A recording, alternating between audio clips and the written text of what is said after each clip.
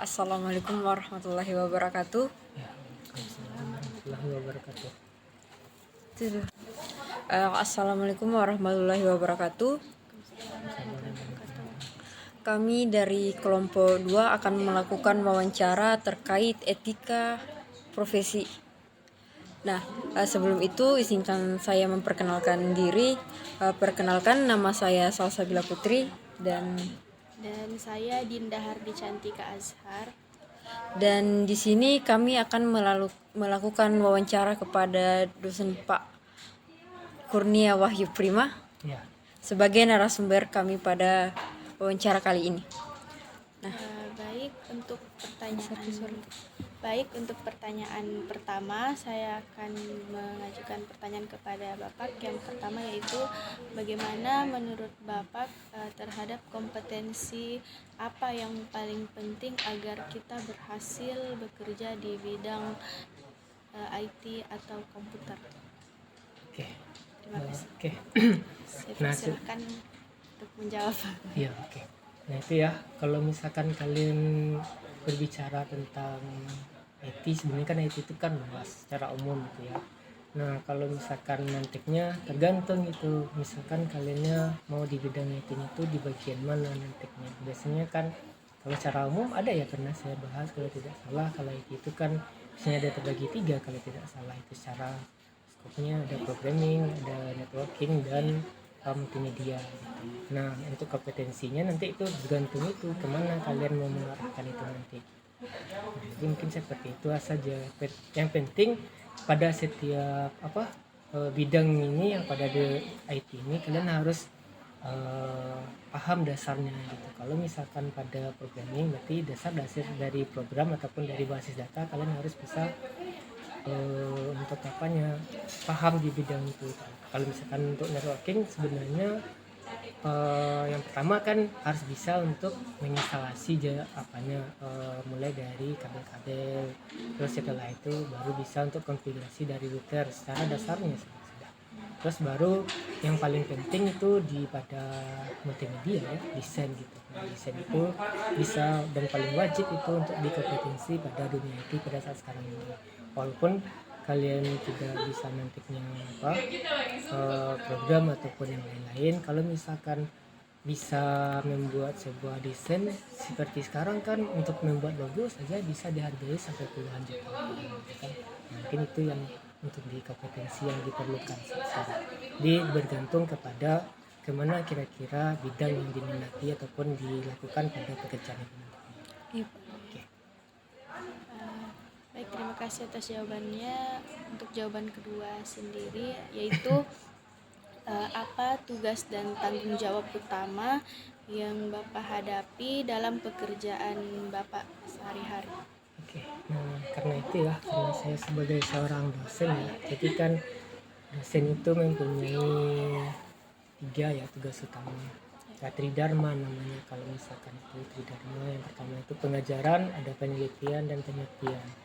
Nah, untuk saat sekarang ini kan baru tahap pengajaran gitu. Tahap pengajaran di mana seorang dosen harus mempunyai tugas ataupun tanggung jawab dalam mentransfer ilmunya kepada mahasiswa. Terus juga dosen ini juga harus bisa membangkitkan motivasi siswa dalam pembelajaran nantinya. Nah, pokoknya bagaimana apa yang didapatkan oleh si dosen itu bisa didapatkan juga oleh si mahasiswa tadi. Jika misalkan dia tidak termotivasi, berarti dari cara pembelajaran si dosen tadi yang harus diperbaiki. Makanya kadang dosen harus dituntut tidak satu metode pembelajaran yang dilakukannya, jadi harus banyak itu metodenya. Setelah tugas itu dilakukan, maka dosen wajib untuk melakukan penelitian yang tadi ya, misalkan gimana ya, misalkan dia kira-kira ada permasalahan di suatu tempat ataupun suatu kejadian gitu kan, berarti dosen harus melakukan penelitian di sana. Misalkan apakah dia ingin meneliti tentang sebuah desa ataupun yang belum misalkan dia sebuah desa tersebut nantinya dia mempunyai wisata yang bagus itu, tapi tidak tereksplor keluar. Nah di situ harusnya dosen meneliti di mana kekurangan apanya ini, apa masalahnya gitu. Nah kalau memang solusinya nanti apa, biasanya kan kalau misalkan seperti itu biasanya dosen paling dia membuatkan sebuah sistem ataupun sebuah website yang bisa diakses oleh semua orang, dan apa eh, apa wisata pun atau apapun yang ada di sana itu bisa dieksplor keluar gitu nantinya. Gitu kan setelah penelitian ataupun nanti setelah itu ada yang namanya itu pengabdian. Nah, dosen juga wajib pengabdian, di mana pengabdian kita nanti setiap ilmu yang ada di kampus ataupun di mana wajib dia terapkan juga nantinya pada masyarakat, biar masyarakat juga paham. Misalkan seperti yang dasar saja ya, misalkan seperti keamanan informasi, misalkan bagaimana dia cara mengamankan akun medsosnya, bagaimana cara dia untuk mengenal teknologi saja dulu, misalkan cara mengakses mungkin Microsoft Office atau apa gitu. Nah, itu maksud ke pengabdiannya nanti gitu. Nah, dan nanti setelah itu baru tugas-tugas ya, setelah itu paling untuk di tunjangan ya, maksudnya itu seperti di luar tridharma yang tadi ada tugas-tugas yang seperti misalkan disuruh dalam pembuatan ataupun ada diberikan pembuatan website ataupun yang lainnya, itu yang biasanya saya kerjakan. Mungkin itu jawaban dari dua ya. Terima kasih Pak. Selanjutnya pertanyaan yang ketiga, yaitu bagaimana Bapak menjaga etika kerja atau etika profesi yang sesuai dengan bidang pekerjaan Bapak sendiri. Oke, nah sebelumnya apa tadi pertanyaannya tentang etika ya, etika Iya, kerja. iya. Nah sebelumnya kan harus tahu dulu etika. Kalau misalkan etika itu kan perilaku ya, tindakan ataupun sesuatu yang akan berpengaruh nantinya ke siapapun gitu. Nah karena saya dosen di sini, jadi di sini bagaimana cara saya untuk bisa beretika sebagai dosen juga gitu kan. Nah, karena dosen juga punya kode etik ya, kode etik yang sudah diatur gitu. Nah cara menjaganya tadi yaitu yang pertama harus bisa berkomunikasi, baik itu antar sesama dosen, antar dosen ke mahasiswa ataupun dosen ke karyawan ataupun kemana nantinya gitu. Nah itu harus saling menjaga komunikasinya gitu. Nah, terus yang kedua juga harus saling kepercayaan. Nah itu penting itu antara dosen ataupun ke mahasiswa, karena kan jika misalkan antara mahasiswa dan dosen juga tidak saling percaya, bagaimana nantinya sukses dalam pembelajaran itu nanti gitu ya. Selanjutnya yaitu untuk memberikan contoh yang baik gitu. Nah, karena sebagai dosen kita harus memberikan sebagai teladan juga ya, maksudnya sebagai contoh yang baik kepada mahasiswa. Misalkan yang pertama masalah kedisiplinan lah gitu. Pertama kita suruh misalkan mahasiswa jangan sampai terlambat, seperti misalkan dosennya tidak menerapkan itu kan tidak menjadi contoh yang baik bagi mahasiswa. Nah itu berarti seorang dosen harus bisa menjaga etikanya itu di dalam memberikan contoh yang baik kepada mahasiswa tersebut. Nah selanjutnya mungkin dalam peningkatan peningkatan ilmu gitu. Nah jika misalkan memang mempunyai ilmu yang lebih, si dosen ini tidak hanya nanti di pembelajaran gitu. Nah, dia bisa nanti di luar jam pembelajaran dia dapat memberikan ilmu-ilmunya ataupun mentransfer ilmunya nanti. Tapi itu tergantung dari si mahasiswanya tadi mau apa tidak. Ini itu saja untuk yang di pertanyaan ya. Baik Pak, terima kasih banyak. Selanjutnya tantangan apa saja yang pernah Bapak hadapi dalam pekerjaan Anda dan bagaimana Anda mengatasinya? Oke. Nah mungkin masalah yang tantangan ya banyak ya sebenarnya ya. Lagi sebagai dosen ya, satu dosen bisa melihat berapa mahasiswa yang diajarkannya, sedangkan mahasiswa cuma bisa melihat beberapa dosen gitu. Nah karena itu ya tantangan yang berat mungkin bagi seorang pendidik, baik itu guru ataupun dosen, itu kan yang pertama yaitu menganalisis ataupun melihat kira-kira apa yang ada pada pemikiran dari setiap masing-masing individu mahasiswa ini. Nah, itu yang paling besar, karena kan satu dosen begitu kan berapa mahasiswa yang harus dihadapinya gitu, dengan karakter yang berbeda-beda dan keilmuan yang berbeda-beda. Nah, disanalah tantangan yang paling besar untuk si dosen itu tadi. Nah, cara mengatasinya biasanya itu ya dari tugas ataupun dari penilaian itu tuh dosen mempunyai penilaian sendiri-sendiri. Misalkan mahasiswa ini misalkan dianggap dia memang layak untuk di tugas ini, tapi rupanya temanya kenapa tidak bisa diapa itu, berarti kita harus cari tahu dulu, kita panggil si mahasiswa itu di mana letak kekurangannya dan di mana letak dia bermasalahnya. Nah, setelah itu baru kita analisis, oh berarti dia tidak cocok untuk di tugas itu, berarti kita bisa memberikannya tugas yang lain dan kira-kira bisa setara nilainya nanti dengan tugas dari teman-temannya gitu. Nah, mungkin untuk ya begitu tantangan biasanya yang terbesar untuk si dosen itu tadi, untuk menganalisa ataupun menganalisis kepribadian dari masing-masing mahasiswa gitu ya. Oke. Baik, terima kasih banyak. Selanjutnya ini adalah pertanyaan terakhir, Pak. Ya. Jadi, apa saran Bapak untuk mahasiswa yang tertarik untuk bekerja di bidang IT dan komputer agar berhasil dan berkembang di industri ini, Pak? Nah, oke itu ya. Dan sebenarnya ini hampir sama dengan yang nomor 1 tadi ya kayaknya bahasnya. Tapi ini saran saya ya, yang seperti yang tadi. Yang pertama kan memang memiliki soft skill dan hard skill pada bidang yang akan ditekuni gitu ya. Kalau soft skill itu kan tahu. Nah, kalau dari sepengalaman saya, karena saya pernah bekerja juga ya sebagai staf IT ya, ataupun tekniknya juga sebagai lembaga di pengembangan teknologi informasi misalkan ya, saya ditempatkan di sana. Nah, di sana bagaimana cara kalian bisa mendapati posisi itu, kalian harus mempunyai yang dua tadi, soft skill dan hard skill gitu kan.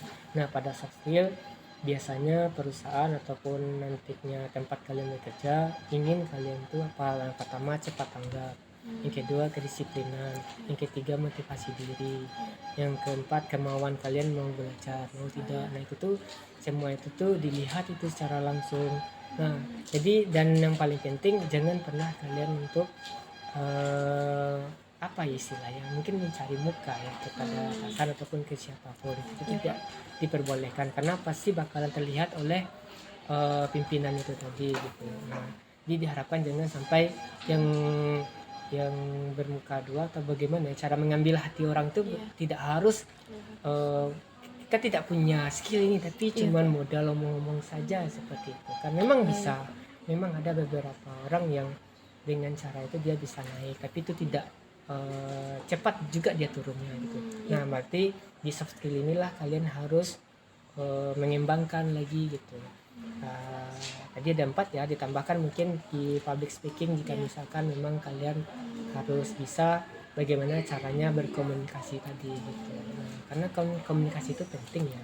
Nah, jadi dimanapun nanti kalian ditempatkan, jika misalkan kalian diminta berbicara, silahkan sampaikan pendapat kalian gitu. Dan sampaikan kira-kira jangan hanya diam saja, karena seorang pemimpin biasanya dia butuh yang namanya itu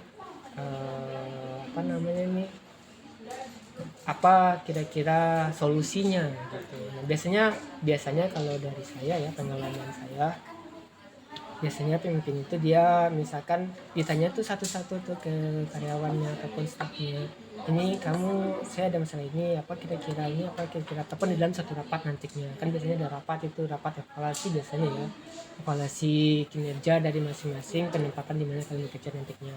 Nah, di sana nantinya silakan berikan yang terbaik itu tuh apa dari yang kalian, misalkan masalahnya gini, coba kalian harus mempunyai problem solving ya, bagaimana cara untuk mengatasi masalah, karena itu penting, sangat penting juga di dalam sebuah hal.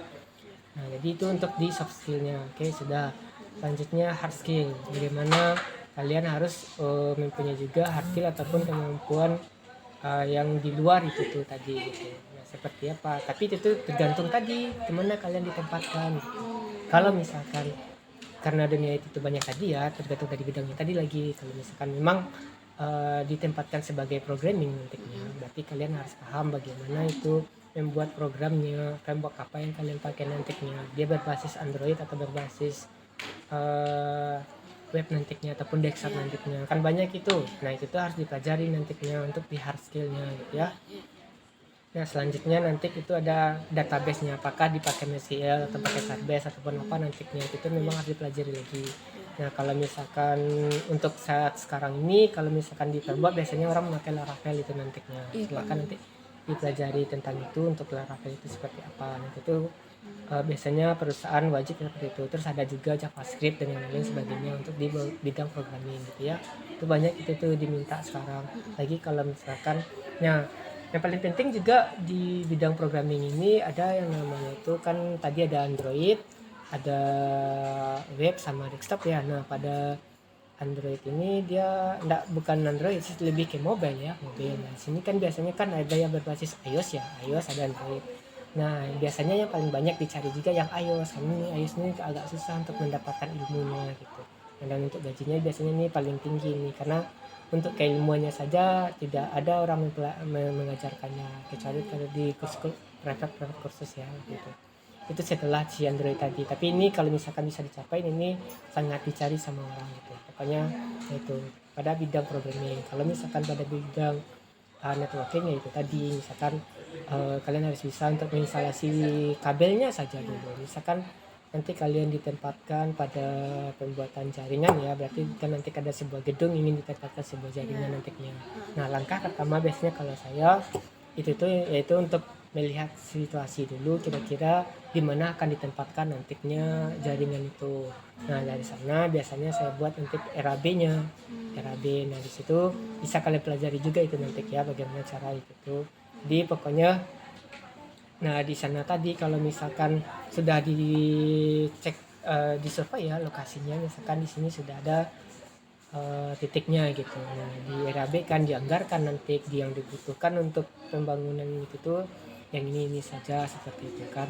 Nah itu berarti kalian memang harus paham untuk bagaimana cara untuk menganggarkan itu tadi. Jangan sampai nanti anggaran yang dibuat itu berlebih karena kan kita inginnya itu memang terpakai semua dan kalau bisa dihematkan gitu kan, karena kan nanti itu bisa kalian pakaikan untuk sebagai apa ya maintenance nantinya gitu ya. Nah itu kalau misalkan untuk di yang pertama untuk di jaringan, terus yang kedua nantinya bagaimana cara kalian untuk mengamankan security-nya nantinya gitu kan setelah dilakukan dipasang kan, ini pasang tuh dianggarkan terus dipasang lagi instalasinya gitu, terus lagi dikonfigurasi nanti jaringan itu seperti sudah dipakai lah gitu misalkan. Nah di sana juga jangan lupa nantinya kalian harus bisa juga untuk mengamankan walaupun dasar saja dulu, misalkan kayak mengganti nama apanya ataupun masa firewall nantinya di sana. Nah setelah itu kalau misalkan memang ada celah nanti, nah coba dianalisis lagi dan dilakukan maintenance nanti. Nah, apakah memang perlu untuk pengupgradean dari router networknya ataupun memang dari yang lain-lainnya di mana kira-kira yang terjadi masalah tadi itu di jaringan gitu ya. Nah selanjutnya saran saya untuk di bidang multimedia tadi ya banyak ya. Kalau untuk multimedia biasanya kalau sekarang biasanya orang lebih ke AI ya sekarang ya, AI ya. Nah itu ya banyak ya karena untuk desain itu memang mempunyai nilai, karena sebenarnya desain kalau misalkan disebut kalau misalkan seni itu kan tidak bernilai sebenarnya, maksudnya bukan tidak bernilai, tak terhingga nilainya gitu. Karena makanya orang bisa menawar sebuah, kadang untuk lukisan saja orang sampai ratusan juta gitu kan. Nah makanya kalau misalkan kita di bidang IT bisa kita buatkan juga yang itu tadi desainnya, apakah kalau sekarang kan sudah dibantukan oleh Canva ya. Nah tapi sebenarnya kalau saran dari saya nggak usah Canva itu, karena kalau Canva kan dia lebih kayak apa ya, sudah template-nya sudah ada, kita cuma apanya kalau bisa. Nah kalau saran itu kan memang diajarkan dari awal, apakah kalian menggunakan yang namanya itu CorelDRAW ataupun nantinya ada Illustrator ataupun nantinya pakai Photoshop yang lebih sederhana. Karena di sana kan semua memang dasarnya memang kalian yang membuat apanya, bagaimana itu apanya, desainnya itu seperti apa ya kira-kira ya. Nah terus apa saja elemen yang dimasukkan di sana gitu. Nah lebih apa bekerja otaknya di sana daripada cuman template-nya sudah ada kita cuma mengedit gitu. Makanya sebenarnya untuk yang anak-anak yang sekarang menggunakan Canva itu memang lebih dituntut kreatif saja sebenarnya. Kalau memang ingin mempelajari berarti harusnya dari yang memang dari awal pembuatan desainnya itu tadi. Mungkin itu saja saran dari saya. Baik Pak. Oke. Baik, terima kasih banyak Pak atas wawancaranya dan waktu yang Bapak berikan. Ya tidak masalah. Baik Pak, itu saja wawancara kita kali ini. Oke. Wassalamualaikum warahmatullahi wabarakatuh. Waalaikumsalam warahmatullahi wabarakatuh. Terima kasih Pak. Ya. Terima kasih banyak Pak.